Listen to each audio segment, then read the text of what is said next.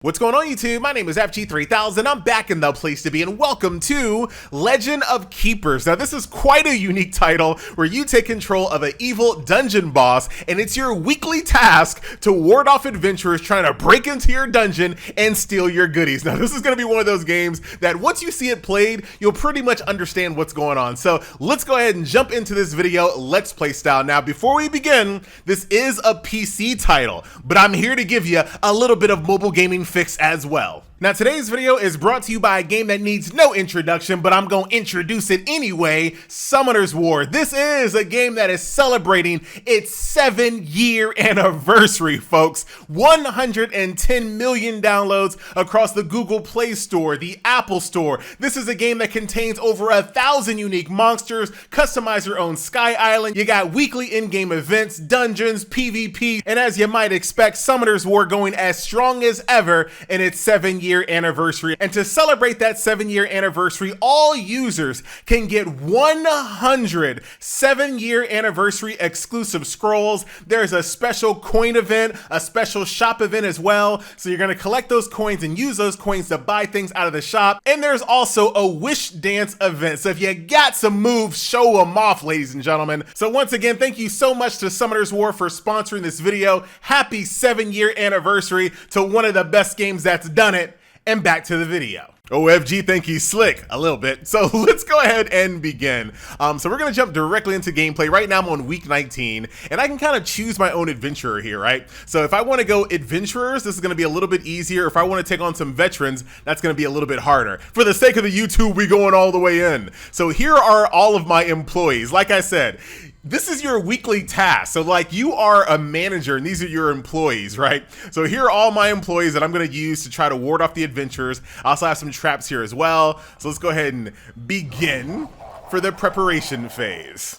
So this is where the adventurers come on in. Now I don't know enough about the intricacies of all of the character types, but something that you can do to really min-max your success rate in this game is to kind of know what these adventurers are weak against, right? So that's something that you're gonna learn as you play the game. But for the sake of the YouTube, we're just gonna go ahead and keep it simple. I'm gonna start off with a nice little oil trap right over there to start off the first wave. Once they get out of my first room, I want them to be greeted with a nice little orc up front, a little cleric in the middle, so let's go ahead and actually do this correctly, and an archer in the background. And over time, throughout the weeks, you can make your employees even stronger as well. Let's go with a saw over here in that room. I love my Yeti. I've been putting a lot of extra power into him. A little flame skeleton, and then a nice little drummer goblin in the back for buffs. And then this is me. That's like the manager. I'm the main dude there. So if they get past all of my traps here, I'm gonna be waiting for them. And you can see the adventurers fight back as well.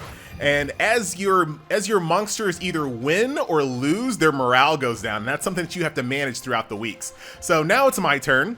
So I can either do 60 damage to the backline unit and make him vulnerable, which increases his damage taken, or I can do a nice AoE and lower morale. So there's multiple different ways for you to get rid of these adventurers. You can flat out kill them, that's that red HP bar up here, or you can just scare them away, and that's the purple bar there.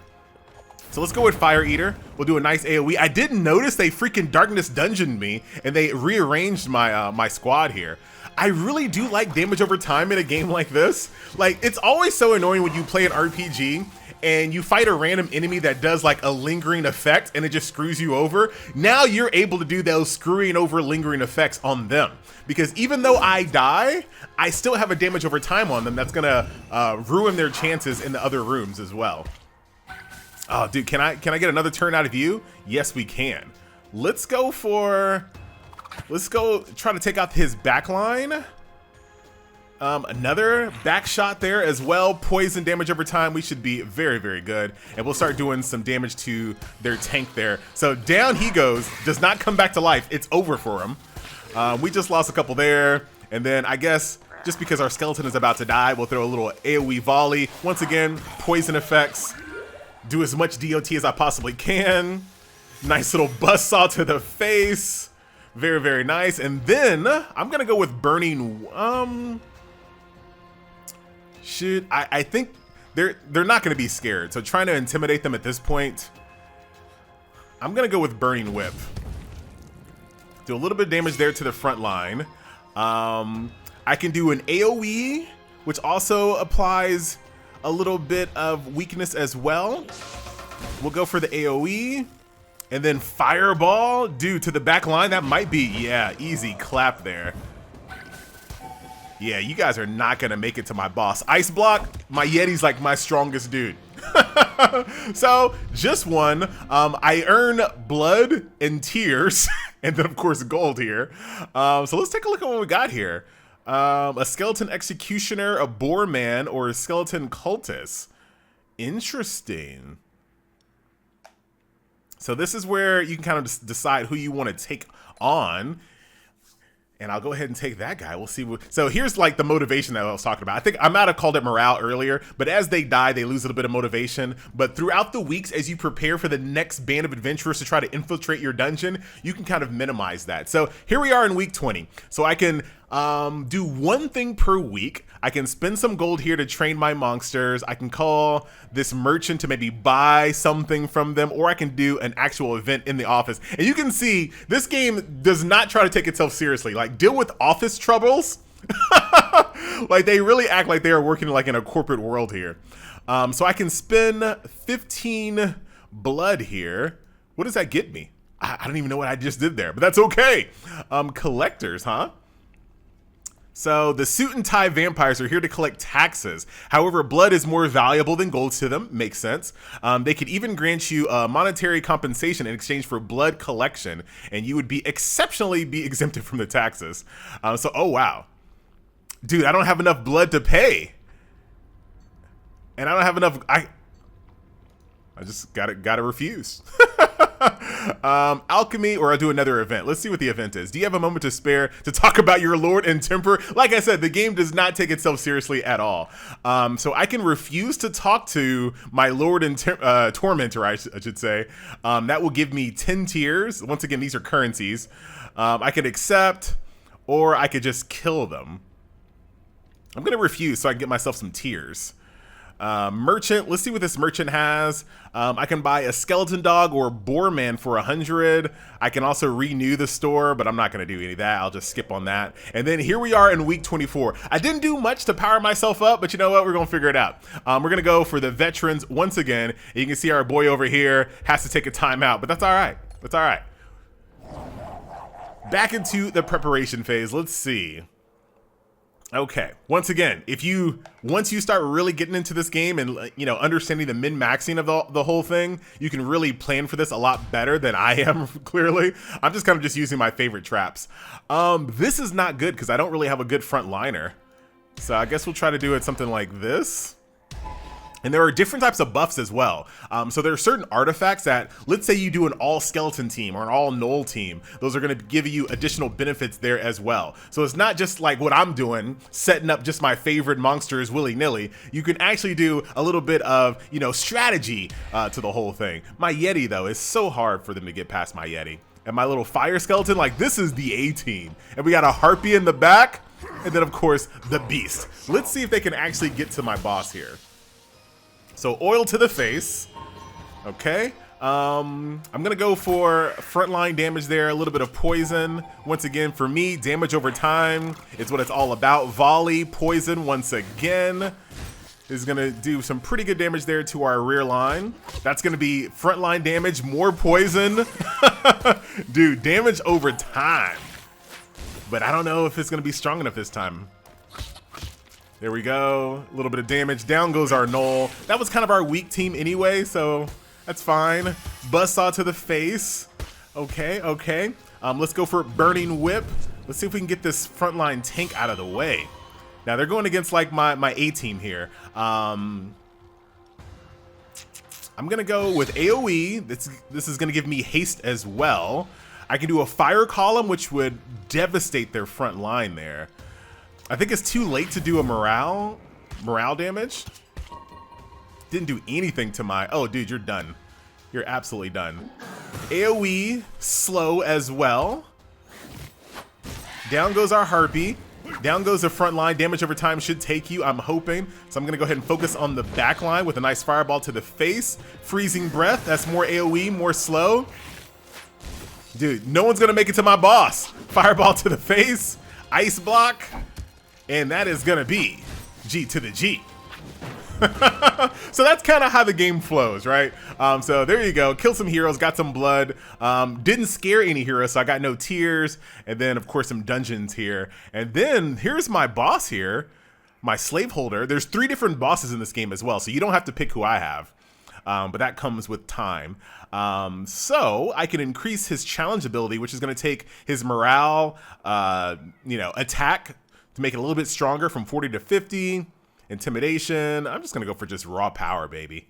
I feel like if you want to do a team that's all about scaring adventurers, you got to like build your whole team around that. So here's a doctor. Dude, I should have read that. I should have read. All right, that's fine. That's fine. All right, so right now I have a therapist going over here. Motivation gain available. Thank you. There we go. There we go. And then alchemist. I don't know. I can transmute blood. So I can take 10 blood, 10 tears, turn it into 75 gold. I'll go ahead and do that. We'll leave there for now. I don't need to do another alchemy thing again. 2 of your employees have been caught red-handed brawling like 2 elves for a hairbrush. Will you be tough and suspend them for 5 weeks? Dude, I ain't trying to suspend nobody for 5 weeks. I need all my monsters, especially my fire skeleton, and threaten them with a pay cut to be sure it won't happen again. You can always buy them a second hairbrush. I can ignore, I can sanction. What is... All right, so check this out. Veterans champion. Oh boy. All right, well, this is probably where the video is gonna end. I've never actually done the champion difficulty before, and I don't even have my A team. So this is gonna, you will definitely see my boss in action here. Whether he's gonna be successful, we're gonna have to find out.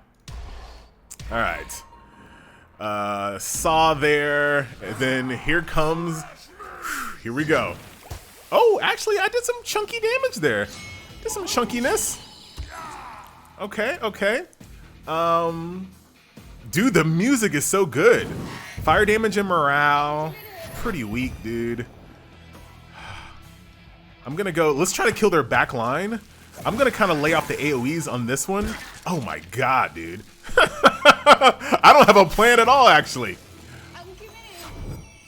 Dang, I was trying to like, instead of like killing them all slowly at the same time, I'm just gonna try to whittle them down as much as I can. This is probably one of those instances where maybe trying to attack their morale is better, but once again, I feel like you have to make a team all about that. Let's go with the haste so I can get a few attacks in, because they are ripping. Ice block, great damage on the back line. Fireball, great damage on the back line, but still going. Dude, my Yeti is going down. Let's go for whirlwind. Yeah, oh my God. Fire column is the front. We'll at least take out the back line. Okay, so we took out one in the back. I might be able to sneak out another turn. I can sneak out another turn. All right, officially the back line is dead. And the front is nearly dead as well. We got another trap, buzzsaw to the face, and then here comes the beast. And I am no pushover, by the way. Oh yeah. Can we kill him really quick? Dude, the music is so good. Hold on, hold on. Now let's keep going whiplash. Come on, damage over time. Come on, DOT. So if he's still alive in this next turn, we'll do the DOT attack because he has like nothing left. Area effect, bleed. Oh, here we go. And I just unlocked an achievement too. And then whiplash. Now it's a race to the finish, buddy boy. And you can see his morale kind of going down, but I still don't think it's the right thing to do, per se. I don't know. I'm not an expert here. This is a first impression video, not a strategy guide. And down you go. Ooh, an artifact. Wing boots. Monsters placed in the front gain 40% or 40 speed. An orc sorcerer. Dude. Monsters defeated come back to life as a skeleton warrior. So I can kind of put him like in the first wave in the back. That might guarantee, but I actually don't really like in any game that I play, I actually don't like things that need to die in order for them to function. So it's like, if you're doing well, you never get that extra benefit. This guy does great damage in the front and in the back, and then front attacks ricochet as well. Dude, I'm gonna go for the Skeleton Lord. Very cool. So now you get an idea of what this game is all about. And you can kind of see little by little, you get cooler and stronger monsters, more abilities. There's also talents to unlock as well. Let me see if I can actually show you that. Here is my slave holder. So over time, I can actually unlock talents as well. So this is just the tip of the iceberg, my friend. A lot more customization goes into this. And speaking of customization, you can actually kind of choose your own adventure here as well. So when you actually start the difficulty, you can make, you know, all of these like little sliders to make your game easier or harder based on what you're trying to do. And there's modding available as well, because once again, this is PC. So that will do it, ladies and gentlemen. A nice little look at Legend of Keepers. Definitely enjoyed this one. And if you want to download the game, I will have the links down in the description below. Once again, my name is FG3000. Thanks once again to Summoner's War for sponsoring this video, and I'll see you guys in the next one. Later.